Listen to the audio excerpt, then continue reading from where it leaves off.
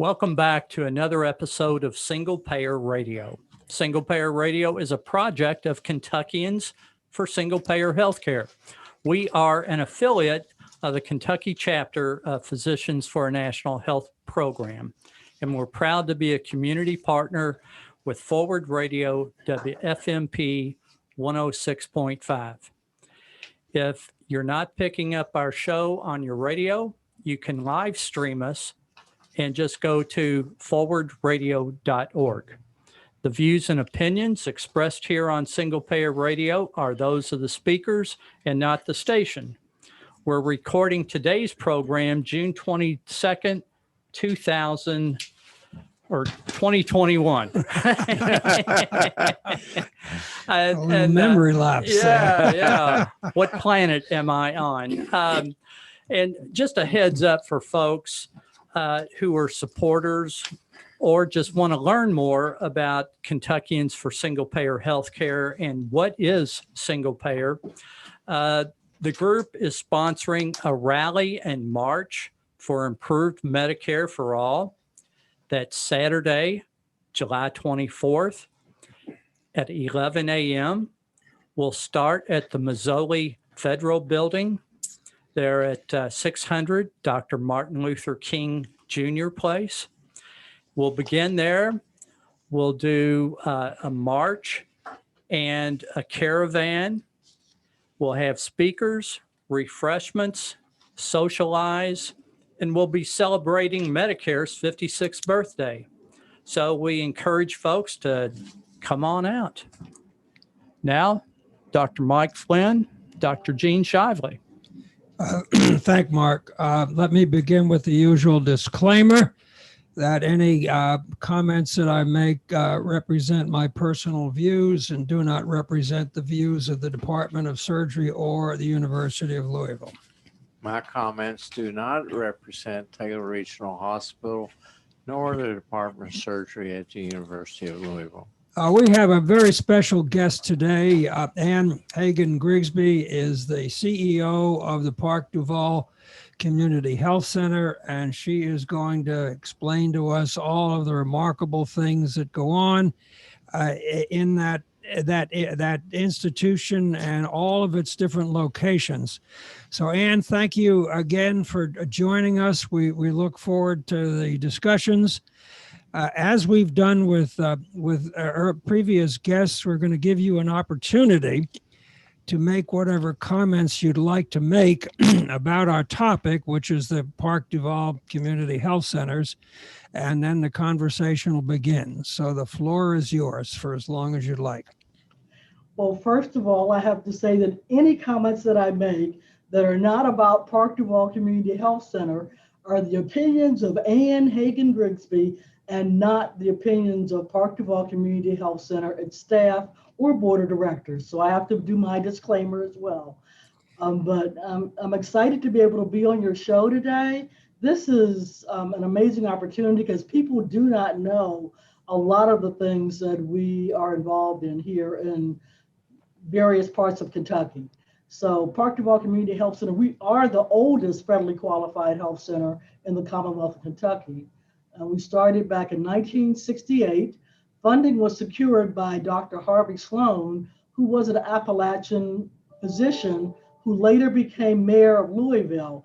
But he's the one who started the Park Duval Community Health Center because he heard about this demonstration project that was going on in Mount Bayou, Mississippi.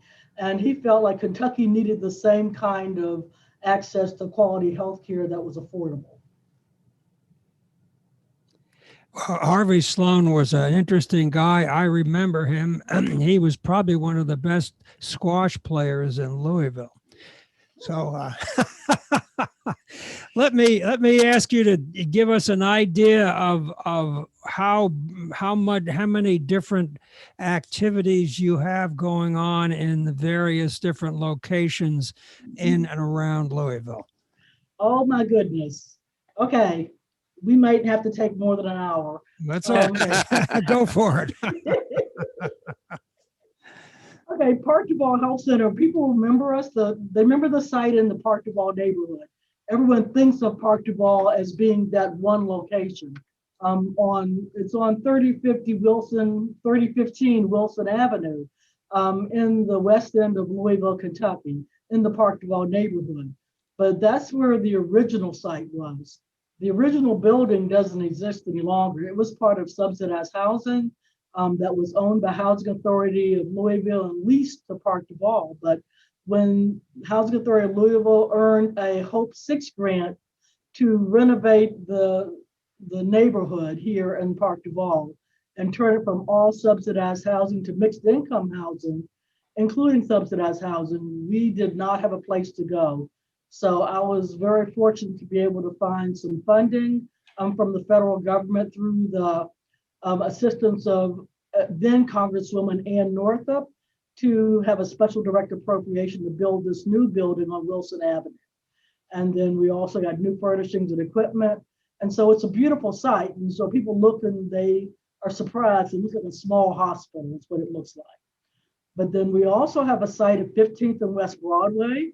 It's right on the corner of 15th and West Broadway, across from a Fifth Third Bank. And a lot of people don't know that's our site either. That's Russell Neighborhood Health Center. And then we have a site in Hikes Point, and it's actually called Park Duval Newburgh Health Center. And that's because it used to actually be located in the Newburgh neighborhood on Exeter Avenue. But when the city of Louisville needed the space we were in for a neighborhood place, we had to move, and we had to move fairly quickly. So I was able to find a space in a strip mall in Bardstown Square.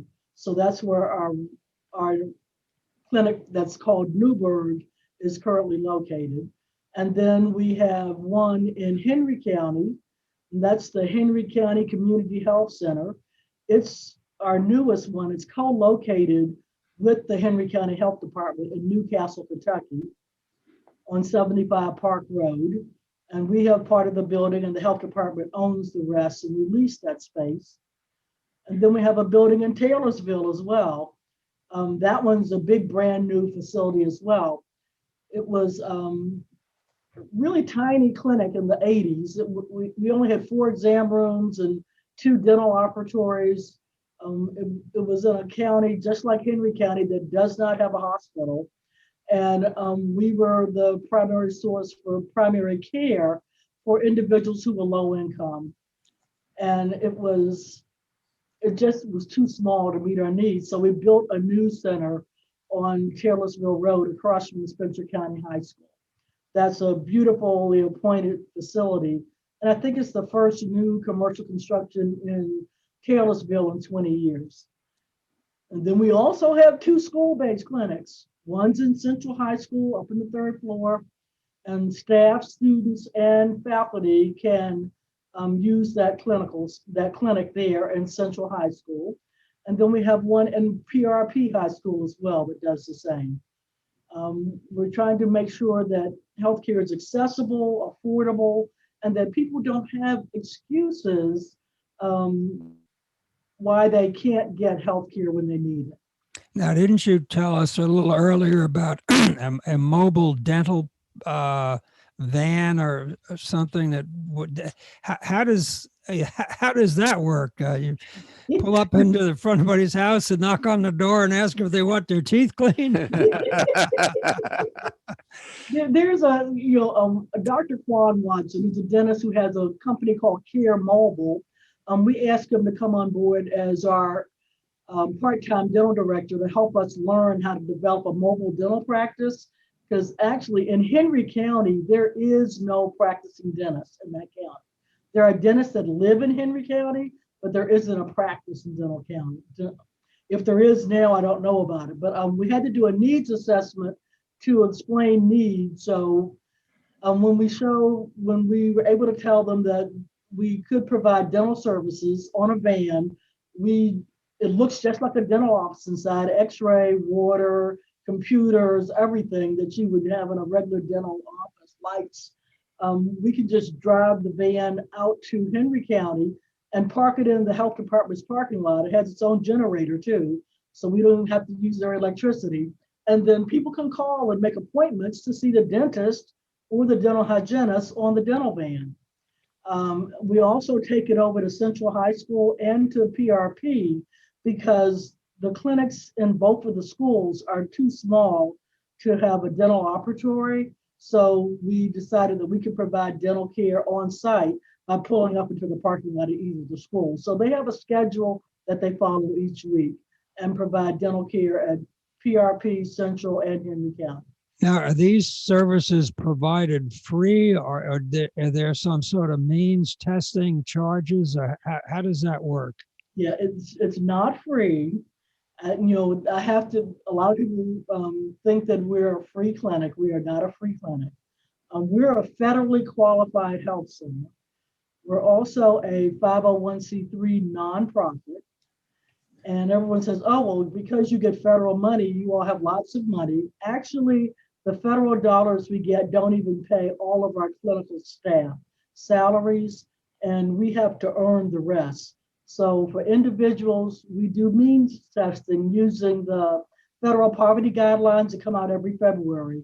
And individuals who are 200% of poverty or lower are eligible for sliding fee scales.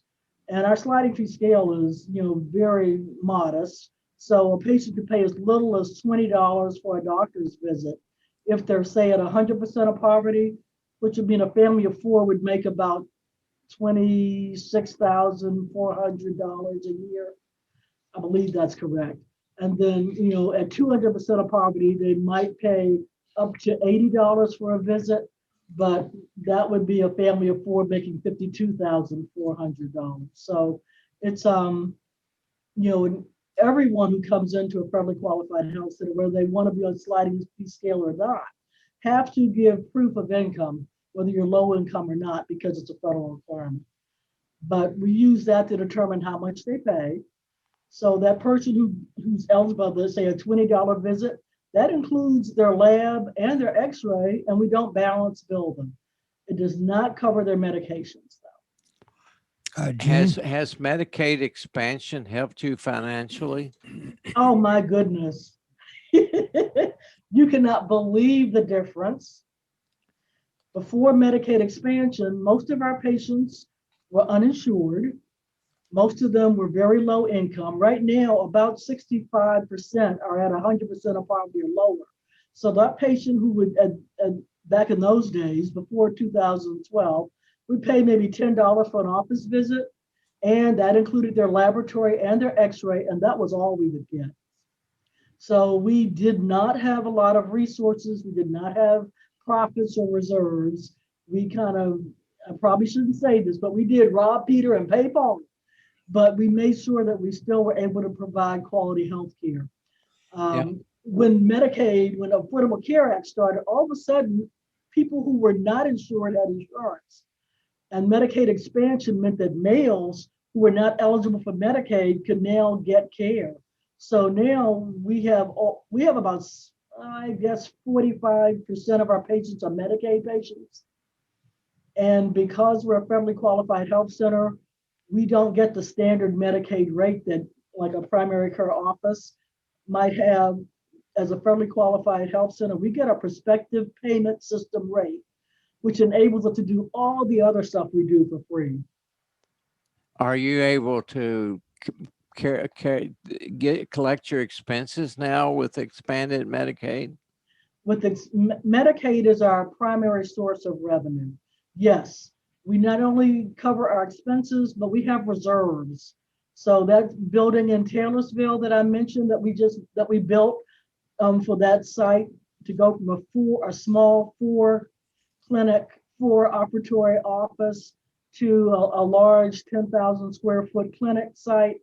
We used our reserves to pay for that and did not have to ask for any federal funds. You hear the word no, the cliche, no margin, no mission. That's very true. Not do what we're expected to do, which is provide access for all, regardless of ability to pay, if we did not have the PPS rate structured the way it is, and use that to pay for all the other services that we provide. What about Obamacare, the expansion of Obamacare? Has that helped you also? That did, yes. That definitely did. that meant that there were individuals who, previously might not have ever had insurance who now actually have access to care, and not just to primary care, but they could actually go to see a specialist if they needed to. Before that, if someone needed a specialist, we would have to kind of call and beg someone to see them because they didn't have insurance to cover their care. They didn't have money to pay for it. So If you had your wish and for the future of healthcare in this country, what would you like to see happen so that everyone could get basic care in the United States?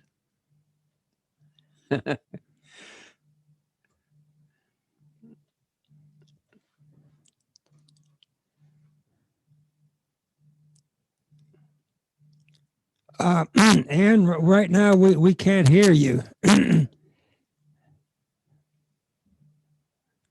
going to hit the pause button. And I'm going to hit the pause button here. Can you? Can you hear us now? yes. Okay. Okay, and we can hear you. The last question was if you had your wish and dreams come true, what would you like to see happen to the U.S. healthcare system so that everyone could get basic healthcare in this country? I'd like to see a universal health care plan of some type where anybody on U.S. soil, whether they were actually U.S. citizens but if they were on U.S. soil, they would have access to care. Medicare for all would work. We can have, when we look at other countries around the world that have universal health care plans, like in Canada and in London. My son-in-law is from London, and he lives here, and he just does not understand our healthcare system and why it operates the way it does. Well, we don't either. That's why we're doing this. I understand it. It's about making lots of money. Yeah, Yes, it's profits before people. Profits before people. right. And let's go back to basics here, and if you can give our listeners a sense of the extent, the details of the services you provide. So Okay. one, there's healthcare, and the details of that is that pediatrics, primary care, gynecology. Are there some mental health services? Do you Yes. have addiction issues in there? You've told us a little bit about the dental, but trying to give our listeners an overview of the extent of the services that are provided in those different facilities. I'm glad to do so. We're a primary care center. The state no longer licensed federally qualified health centers like us as primary care licensed centers. They stopped that a couple of years ago. I think it was because they didn't have enough people to come out and survey us. But we do have care. We have primary care for adults. We have pediatrics. We have women's health and OBGYN services. We have dental services. We have behavioral health and substance use disorder services. We have about 20,000 patients, and we had last year over 62,000, almost 62,500 medical visits, 11,800 dental visits, almost 10,000 mental health visits, almost 3,500 or more substance use visits, and then enabling visits.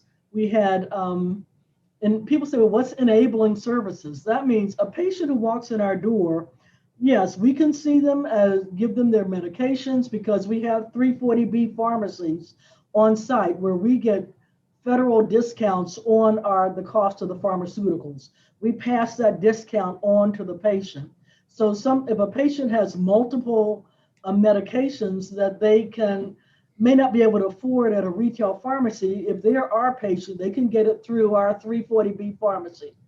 Our 340B pharmacy, not only can you pick up your pharmaceuticals at the pharmacy at the main site at Wilson, but we deliver the pharmaceuticals to all satellite sites, and we have a pharmacy delivery van that will take pharmaceuticals to the patient's home as well. We also have transportation vans. Some people do not have access to transportation, and sometimes they have to, in Louisville, ride TARC long distances to get to us, to any of our sites, because we serve almost every zip code in Jefferson County, plus Anderson, Nelson, Bullitt, Henry, Spencer, Taylor, Shelby, Trimble County as well. So we have transportation vans that will pick a patient up and bring them to their appointment and take them home free of charge. We don't have that for our satellite sites, but one of the things that I'm planning to do with the multi-millions of dollars we got for COVID from the American Rescue Plan Act is to buy an additional van for our Taylorsville site and a van for our Newburgh site in order to make sure the patients in those areas have access to care and are not having a problem with transportation. We also have a CLIA certified laboratory. Most clinics have wave tested labs, which is basic laboratory. Ours is actually a moderate complexity lab, just like a hospital lab. Our laboratory is run by Dr. Ali Fagri, and we're only one of 2 multidisciplinary labs in the Commonwealth of Kentucky that gets 100% on their CLIA surveys every year. And we do genetic testing, we do antibody testing, we do STD testing, we do almost any panel that any primary care doctor would want. We do it in-house because most of our patients could not afford to have it done at Quest and LabCorp. And if we send it to a Quest or LabCorp and the patient can't afford it, we have to pay for it out of our operating expenses, our operating budget. So it makes sense for me to do it in-house. We have our own X-ray department. You know, you don't have to go 2 or 3 places, come to see your doctor and then go somewhere else and get an X-ray. We have X-ray in the building. So you can see your physician, think you need to have an X-ray, then, you know, you can just go into the X-ray room and get an X-ray from our X-ray tech. And we have radiologists who do telehealth. We don't have a radiologist on staff anymore. But like a month ago, about when I fell and I thought I broke my hand. I mean, I have a little fracture in it, but I was able to go see a doctor here and then get a referral right into our X-ray department, let them X-ray my hand, and then immediately get the results back to my clinical provider within less than 15 minutes.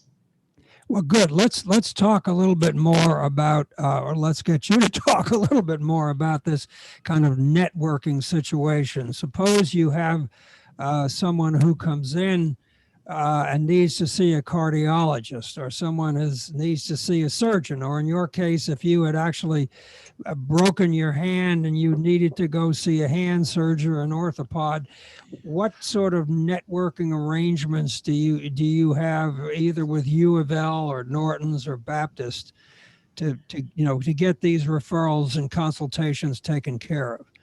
Well, first of all, we have a referral department, and our referral department makes all of our referrals to specialists, regardless of the type. Now, most of the contracts we have with U of L Hospital, for example, Norton's Hospital, also, they have their own charity care programs. So our patients who cannot afford care or don't have insurance, because that's almost 30% of my patient population who still are uninsured, we can make arrangements for them to have the care they need at one of the hospitals. The problem is there is not as much money in what used to be called the Quality and Charity Care Trust. So ones who are totally uninsured, it's a little bit of a challenge for us to find specialty care or surgery care. We do have a cardiologist who volunteers on site at our Russell Neighborhood Health Center clinic. He works for Baptist Hospital, but he has a program called Have a Heart. His name is Dr. Imburgia. And so he will see our patients who are low income. And they have actually not only had cardiology treatment, but also testing and some cases surgery at low cost or no cost. It's still a challenge for patients who are uninsured or those who are underinsured to get specialty care. What percentage would you estimate of the patients that come in fall into those two categories of being uninsured or underinsured? Our uninsured, we have right now, we're uninsured population is about 28.3% of our patient population. Okay.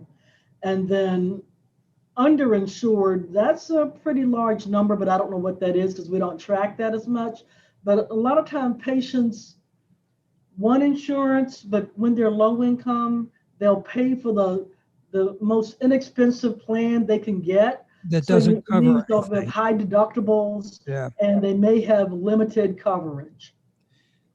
Let Jane? me ask you a question. Do you have volunteers like residents and medical students from U of L that come down and work in your clinic? They don't actually work in our clinic, but we have a collaborative relationship with the University of Louisville and the Northwest Area Health Education Center.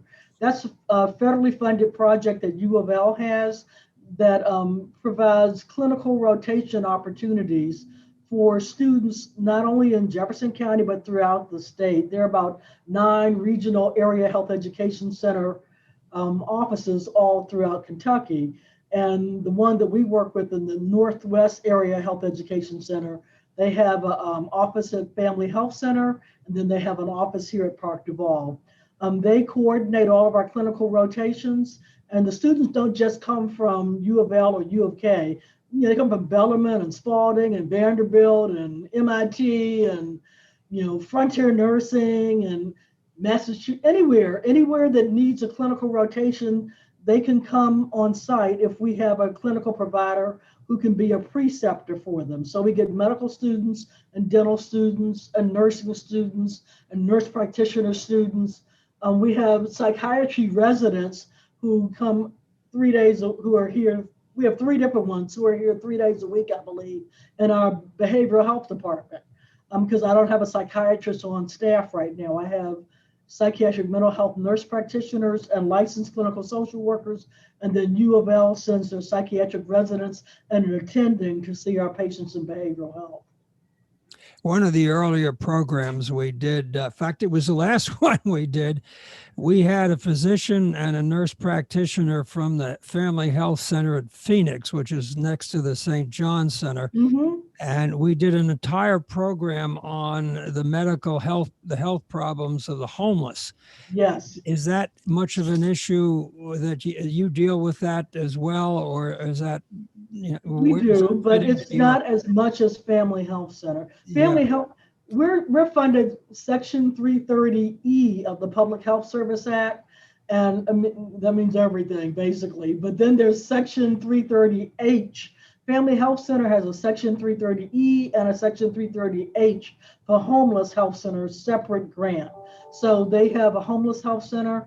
We have patients who we do refer to them, and we have other patients who don't fit the traditional definition of homeless. I mean, I kind of call them couch surfers. They don't have a stable residence. They don't have, you know, they may be living in one friend's house this week and next month they're somewhere else. And then the month after that, they may be in their car. And if their car got repossessed, they may be with someone else. So they're actually homeless, but they aren't classified as homeless. So we see those patients as well. We also have patients who come from sober living facilities and halfway houses. I think we're the only center that sees the halfway house residents right now. Otherwise, they have to go to a hospital, emergency room, or urgent care center. Do you actually go to the halfway house or they come to you? They come to us. Some of them have buses, so they'll bring them to us. Some of them don't have buses. They'll ride the TARC bus, or they'll walk if they're close enough. And if they don't have transportation, then our transportation vans will pick them up and bring them to us, just like we would any other patient. We are in scope that means the federal authorization tells us we can do clinical services off-site. So I could go to the halfway house. I could go to a subsidized housing area. We have done that at Family Scholar House, for example. You know, if they requested, we can figure out how to do that for them. But right now, they're mostly coming to us at one of our clinic sites. Can you go after grants, and can you have fundraisers for your clinic? We have a lot of grant funding. Okay, we don't do much in terms of fundraising. You know, I have an amazing board of directors.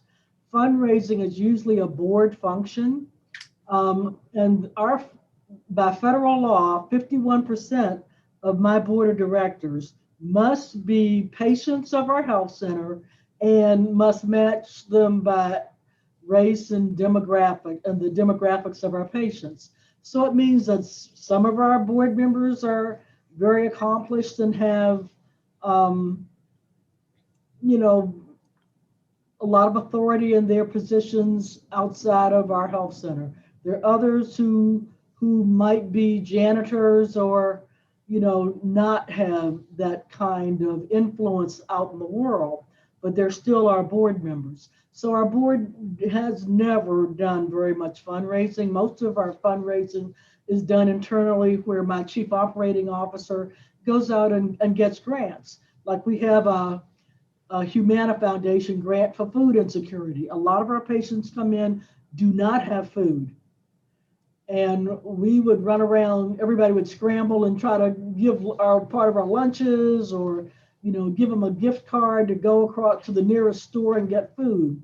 Well, now we have a food insecurity grant through Humana, where we not only can give them gift cards, we can help them with nutrition counseling, which we always do anyway, but now we can actually give them a card to go buy food.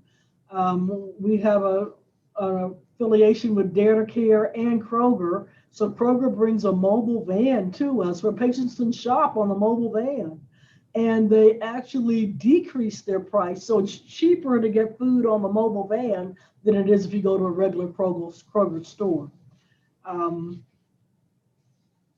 We have grants. We have an Uber grant, for example. So if someone needs COVID testing or COVID vaccination, but they don't have transportation and they're maybe outside of the range of our small transportation fleet to come get them, then we can get them a ride through Uber free of charge, because we have an Uber grant that does that.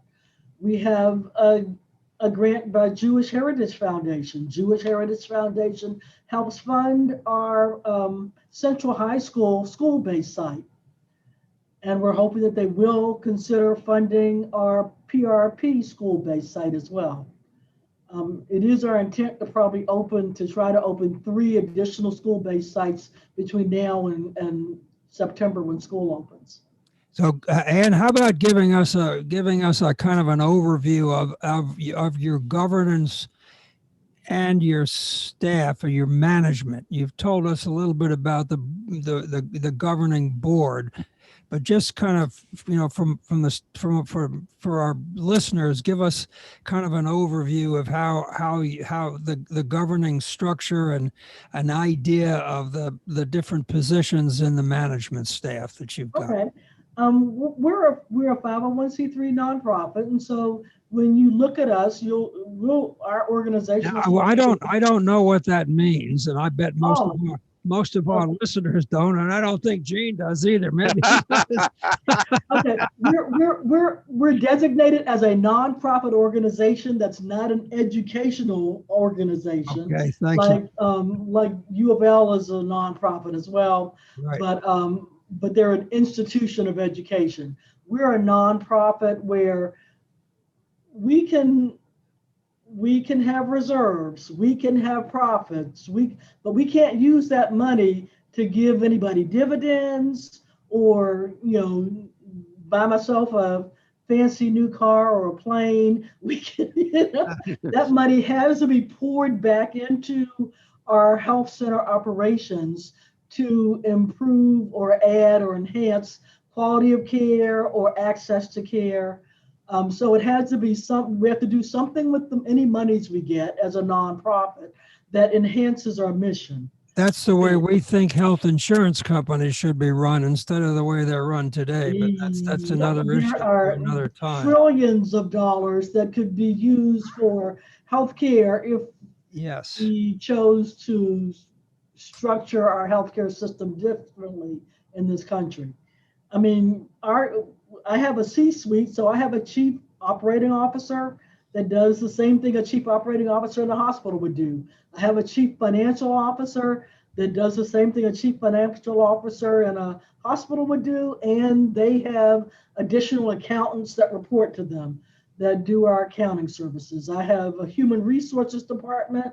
I have department heads for each division. So behavioral health has a behavioral health coordinator. All of the unit areas like pediatrics and adult have a nurse manager in charge. I have a director of nursing. I have a laboratory director, an assistant laboratory director. We have technicians. We have OBGYNs and women's health nurse practitioners. We have nurses. So it's structured just like if you looked at a hospital and saw their structure, it would be very similar. Just we don't do any surgeries, of course, because we're primary care. We don't have any inpatient care because we're primary care. And we can pick and choose how expansive we want the services to be if the federal government will approve it. Anything we do, though, in terms of governance structure, first the board of directors I have to present the case to them. They have to decide, yes, that's a good way to spend our federal dollars and the revenue that we make. And then I have to go to the federal government and say, yes, now our board said it's okay. Can we do this? So there's nothing I can do without federal approval. How does someone get on your board of directors? Is that something they can apply for? Is that, or is it a community recommendations? How does that process work? Anyone can apply. Anyone who wants to be on our board can apply. Now, our board of directors is a minimum of 9. That's a federal requirement. But our maximum is 15. It could be more than that, but that based on the bylaws that our board of directors developed and approved, we can have between 9 and 15 on our board. Right now I have 12. Someone new came on because one of the board members knew someone from a bank who was working with a nonprofit who was dealing with food insecurity. They wanted to know about our program. He heard about our program, he liked it, and we mentioned that, we have a space on our board. Would you be interested in applying? He did. I did a radio show on WLOU for another community group. And I talked about our board of directors being community members. And one of the people who was facilitating the show said, can I get a board application? So we gave them one. And she's applying to be on our board as well.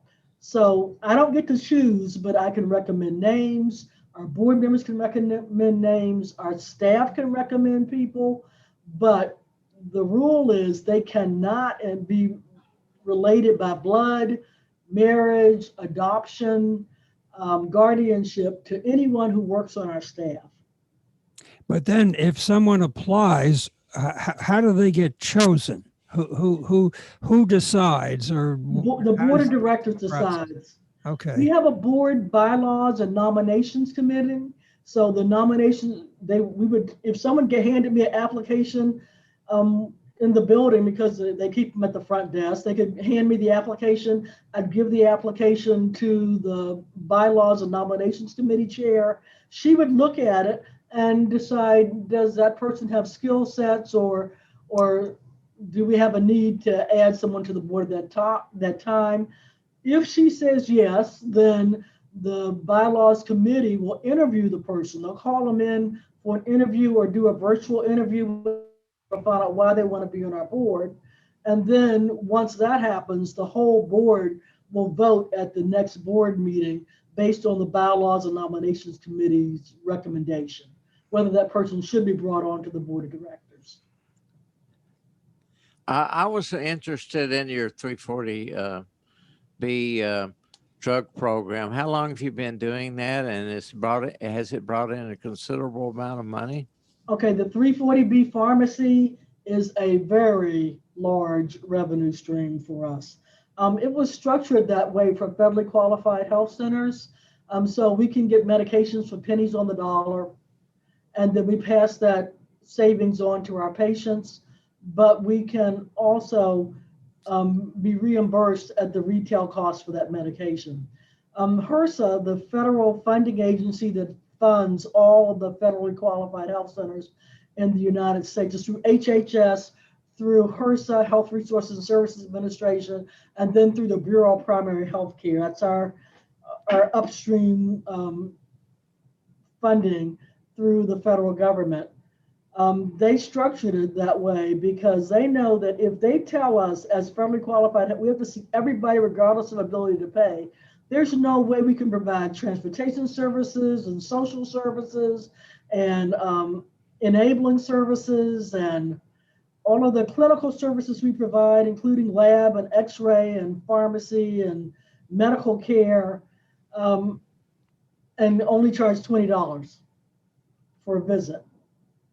There's no way to fund that using just the revenues that we can get directly from patient care.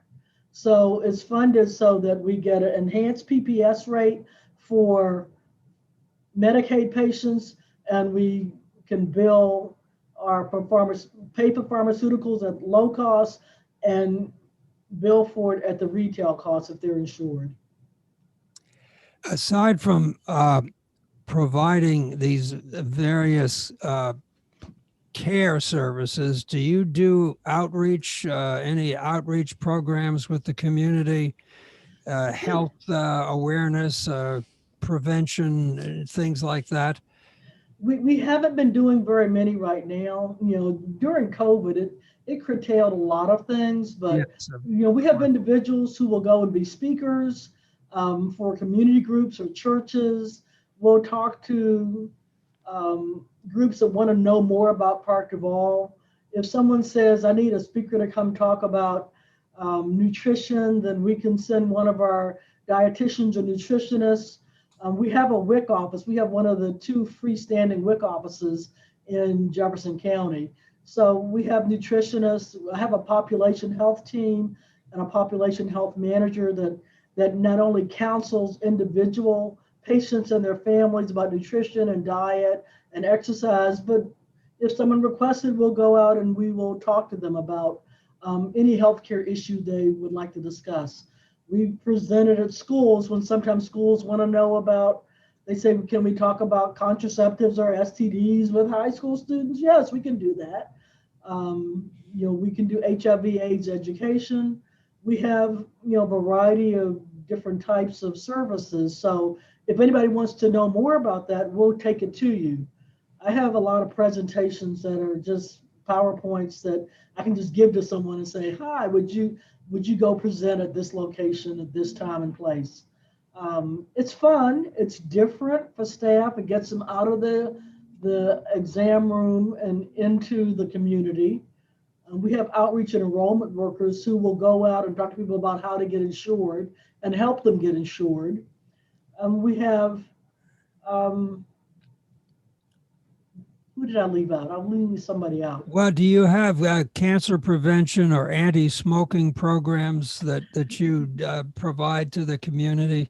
We used to have smoking cessation programs on site. In fact, we got an award once for having one of the best smoking cessation programs with less recidivism than most of the other ones. But now our patients who are smokers get referred to the Stop Smoking program through the health department, because I don't have anybody on staff any longer who's certified to be a smoking cessation trainer. I do have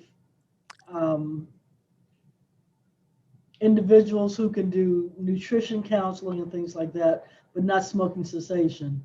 I don't have anyone who is doing a lot of other, well, I do have someone who's coming here actually doing cooking classes to help people learn how to cook health with, fresh foods and healthy meals that aren't high in fat and lots of fried food. But we don't have as much of that going on during our Corona life as we used to have. Do you, how many doctors do you have and nurse practitioners? I don't have a lot of doctors. I just hired a new pediatrician. Right now I have 2 pediatricians. I have 1 OBGYN. I have 1, 2, 3 family medicine physicians, and that's it. All 1, 2, 3, 4, 5 dentists.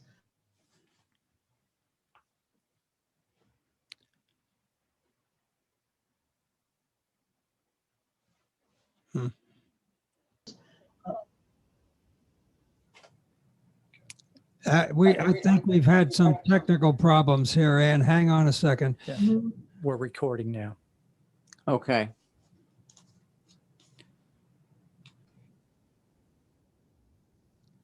We were talking about the number of practitioners you have at your facility. I think we have about 23 nurse practitioners. I'd have to double check the number. Physicians are a much small, and we have 1, 2, 3 physicians in our adult clinic here at the main site. 2 of them are part-time, 1 of them is full-time. We have 2 full-time pediatricians. I have 1 full-time OBGYN. I have 1 volunteer cardiologist, and he only comes in once a month. And he is a volunteer, so he isn't getting paid to do this. And those are all of, and then we have dentists. And I have 3 dentists at the main site, 1 dentist at each of our satellite sites, except for Henry County. Does not have a dentist at all, and that's why the mobile dental van goes there. So we're a little light on terms of MDs and DMDs, but one of the things we're trying to do with the COVID American Rescue Plan Act funds that we received is hire at least 3 or 4 more physicians. Our board is very interested in us becoming possibly a teaching health center, but we have not been able to do that because we don't have enough MDs that are full-time in order to be able to participate in that federal program. So could U of L help you with that? That's not something that we've been able to get much help from U of L with. I mean, we do have 3 University of Louisville psychiatric residents. One of the challenges for us, especially with recruiting MDs, is that we're competing in the same applicant pool as U of L Hospital, Baptist Hospital, Norton's Hospital. You know, we're competing for the exact same population. So we have a program that called National Health Service Corps, which is a federal program where any physician or dentist or nurse practitioner who comes to work for us can apply for that program. We can't guarantee it. And based on our health profession shortage area scores, they might get approved. And then if they work for us for 4 or 5 years, they get a full-time salary and all of their student loan debt is eliminated. And we have done that. We also participate in the state loan repayment program where the state pays part and we pay part of the loans, student loans off for MDs. However, what often happens is, you know, they'll stay 3, 4, 5 years, they'll get their debt repaid or eliminated, and then they might go and work at one of the hospitals. The hospital might pay them for 3 days worth of work, the same amount that I can pay for a full week's worth of work. What about using retired physicians who could work part-time? Actually, I have 1, 2, 3 retired physicians right now. Most of our physicians that I have were retirees in pediatrics and in adult clinic, or they were more seasoned physicians. The new pediatrician I have is is younger. She worked for us when she first finished her residency in the late 90s. And then she's come back now to work for us full time. I have a physician who's, probably in her 40s who works for us part time. But it's a little challenging for us to find physician staff. One of the challenges I had with some of our more seasoned physicians was that they found our electronic health record system that we use to be challenging to use. Also, as a federally qualified health center, we have an enormous amount of documentation that is required by the federal government in terms of clinical performance measures. And it's hard to do. It's hard work. It really is not easy. We are a national quality leader as judged by HRSA, benchmarked against all the other 1,400 health centers with probably over 12,000 clinics. But we have, we're in the top 1 to 2% in terms of quality in the United States and all the US territories, in terms based on our patient outcomes. For diabetes, for all other clinical measures, we're in the top 30% of all health centers in the United States and the US territories. But doing that means there's a lot of extra work you have to do in documentation that you have to do as a clinical provider in order for us to achieve those kind of that kind of recognition. And let me make a quick comment about electronic health records, and then I'm going to ask you a question about let's don't get on to that. services. Before I retired from the surgery department, they did a quality of life survey of the surgical residents in the Department of Surgery at the University of Louisville. It was a couple of years ago.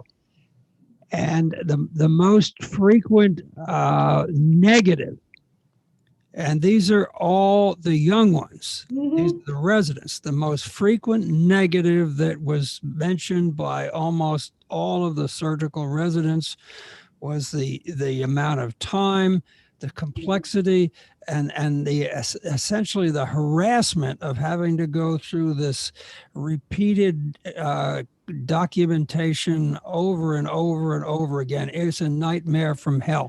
So Yes. it's just an old cranky surgeon complaining about this. So don't be too hard on those people when they're unhappy with those damn things. Oh no, Now, I'm not happy with them either. Yeah. But it's required. I mean, we can't get, if we don't use a certified electronic health record system, we can't get paid for Medicaid or Medicare. I know that in this country, tough. We have to use it. Yes. Nobody likes it. Nobody likes it. Well, in other countries, it's not as complicated because it's focused more on healthcare and less on billing. You think, yes. Yes. I mean, a health center of my size, my budget is not big. I mean, it's about 15 million, 15 to 18 million. It varies, but it's, we do about 4.5 million of uncompensated care. Means we're really operating on a shoestring when you think about how much difference that makes. Yeah. But then we've got all of this record keeping we have to do with electronic health records.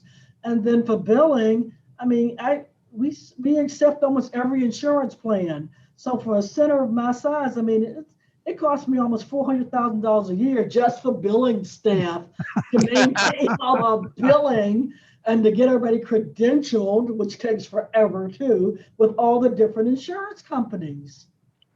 Okay, we're getting close to the end here. Let me ask you a quick question about, earlier on, we went through a list of services that you provided, mentioned addiction. How does that fit into your overall scheme of activities? And like I said, we've got about 5 minutes left, so we're going to be ending this soon. First of all, we're required by federal law as a FQHC to do a screening of every patient at least once a year called SBIRT, screening, brief intervention, and referral to treatment. We also do depression screening. We have all these different things we have to do. But that was one of the ones to see if people might be at risk for substance use disorder. If they are, then we have embedded licensed clinical social workers who can do a brief intervention and then get them into our behavioral health department, where our psychiatric mental health nurse practitioners, or in this case, psychiatry's residents or their attendings from U of L, can maybe do some medication assistance, MAT, medically assisted therapy. We don't have a grant for that, mainly because I don't have enough staff to really accommodate as many people as may need the services. But we do provide some substance use disorder treatment and therapy through our behavioral health department. Let me ask you another quick question that's a follow-up on the question that Gene had asked you earlier about how, about your views about, the best option for healthcare in this country. Just suppose that we either had a public option added to the Affordable Care Act, or had Medicare for all, which is this is one of the sponsoring missions of our purposes for doing the program. How would that change your activities if we had Medicare for all,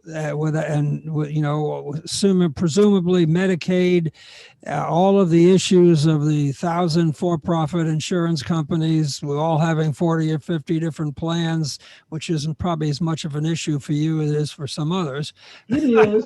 But tell me how your daily activities might be different. And this may or may not be a fair question, because you're going to have to sort of think about how things might be instead of the realities that you deal with every day. But if you look at other countries that have universal health care, first of all, in the United States, we have a deficit in terms of numbers of primary care physicians and primary care practices. A lot of individuals are going into specialty practices because, obviously, medical school is expensive and it does pay more, and that's where their interest lies. But if everyone in the United States suddenly had access to health insurance through a universal plan, they'd have to have, first of all, somewhere to go.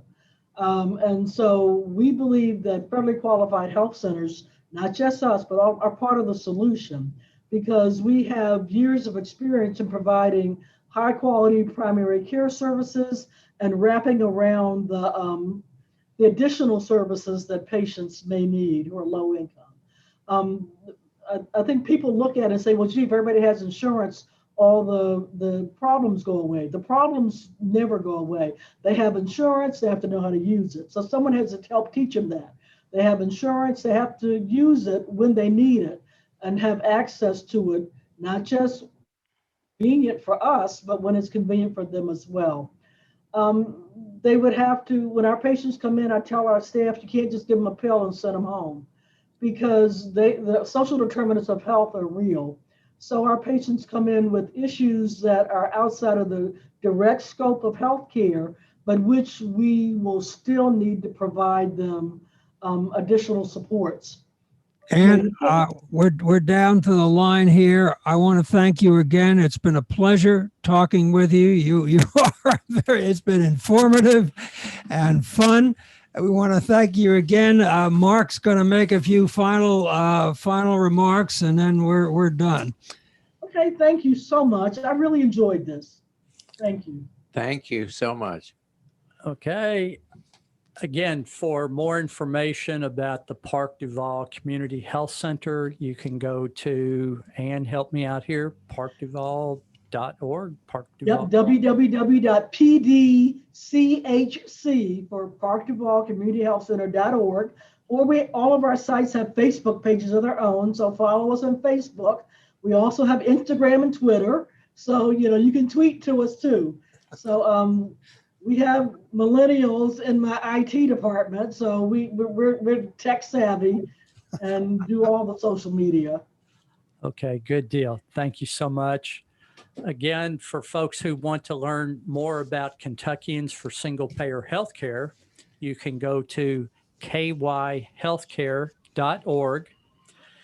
And you can go to that website, kyhealthcare.org, to learn about the rally and march for improved Medicare for all That's Saturday, July 24th at 11 a.m. And again, want to thank our listeners. This radio station, WFMP-LP, forwardradio.org, is an all-volunteer radio station. Please contact us at forwardradio.org if you'd like to volunteer or donate. Thanks again, everyone. Thank you. Thank you. Thank you. Are we done? We May I make a comment?